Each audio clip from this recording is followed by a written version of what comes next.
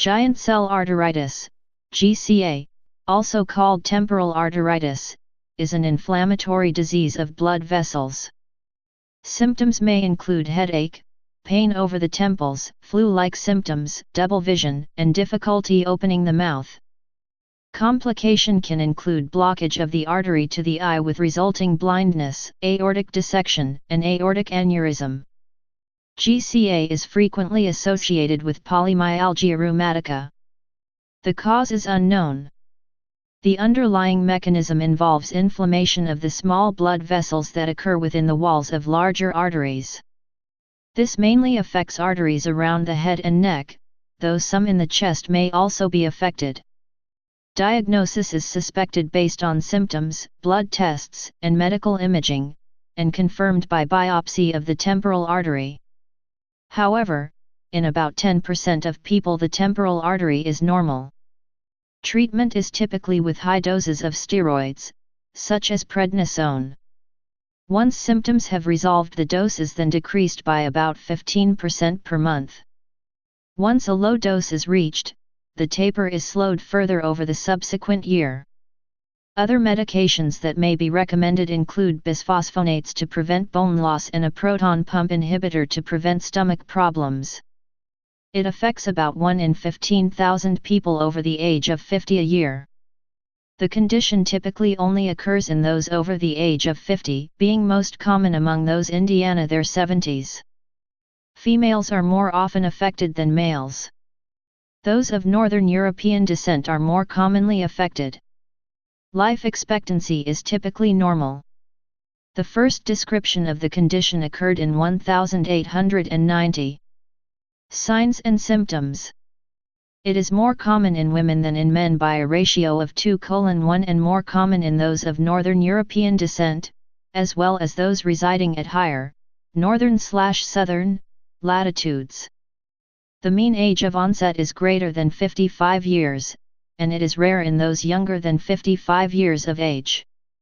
People present with bruits, fever, headache, tenderness and sensitivity on the scalp, jaw claudication, pain in jaw when chewing, tongue claudication, pain in tongue when chewing, and necrosis.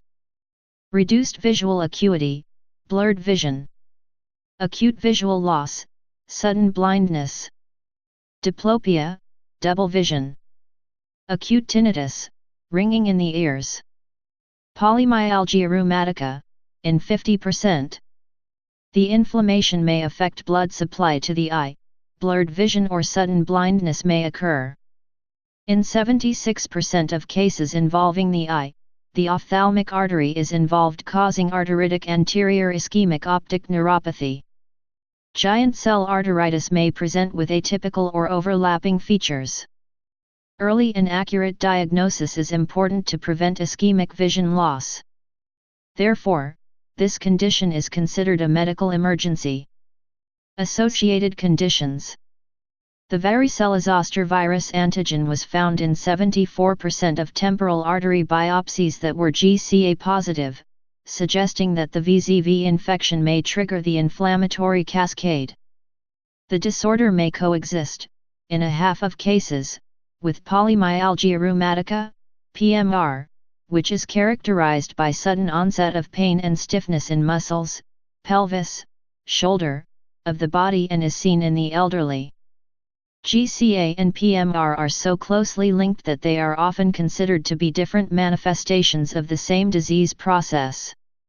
Other diseases associated with temporal arteritis are systemic lupus erythematosus, rheumatoid arthritis, and severe infections. Giant cell arteritis can involve branches of the aorta as well, leading to an aortic aneurysm or dissection. For this reason, patients should be followed with serial chest X-rays. Mechanism. The pathological mechanism seems to start when dendritic cells in the vessel wall recruit T cells and macrophages to form granulomatous infiltrates. T helper 17 cells involved with interleukin, IL-6, IL-17, and IL-21 play a critical part. This pathway is suppressed with glucocorticoids. Diagnosis. Physical exam. Palpation of the head reveals prominent temporal arteries with or without pulsation. The temporal area may be tender. Decreased pulses may be found throughout the body. Evidence of ischemia may be noted on fundal exam. Laboratory tests. LFTs, liver function tests, are abnormal, particularly raised alkaline phosphatase.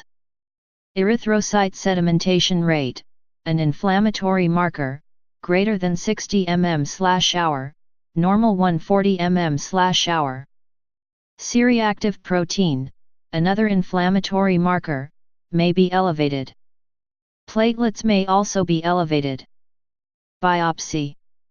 The gold standard for diagnosing temporal arteritis is biopsy, which involves removing a small part of the vessel under local anesthesia and examining it microscopically for giant cells infiltrating the tissue. Since the blood vessels are involved in a patchy pattern, there may be unaffected areas on the vessel and the biopsy might have been taken from these parts. Unilateral biopsy of a 1.53 cm length is 85 to 90% sensitive, 1 cm is the minimum. A negative result does not definitively rule out the diagnosis. Characterized as intimal hyperplasia and medial granulomatous inflammation with elastic lamina fragmentation with a CD4+ predominant T-cell infiltrate, currently biopsy is only considered confirmatory for the clinical diagnosis, or one of the diagnostic criteria. Imaging studies. Radiological examination of the temporal artery with ultrasound yields a halo sign. Contrast-enhanced brain MRI and CT is generally negative in this disorder. Recent studies have shown that 3T MRI using super high-resolution imaging and contrast injection can non-invasively diagnose this disorder with high specificity and sensitivity. Treatment. Corticosteroids, typically high-dose prednisone, 1 mg/kg/day, must be started as soon as the diagnosis is suspected, even before the diagnosis is confirmed by biopsy, to prevent irreversible blindness secondary to ophthalmic artery occlusion. Steroids do not prevent the diagnosis from later being confirmed by biopsy, although certain changes in the histology may be observed towards the end of the first week of treatment and are more difficult to identify after a couple of months.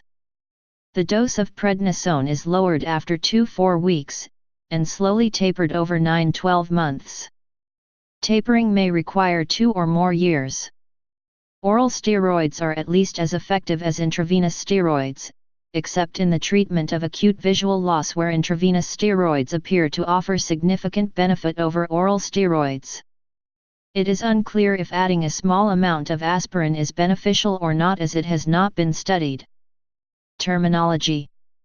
The terms giant cell arteritis and temporal arteritis are sometimes used interchangeably, because of the frequent involvement of the temporal artery. However, other large vessels such as the aorta can be involved.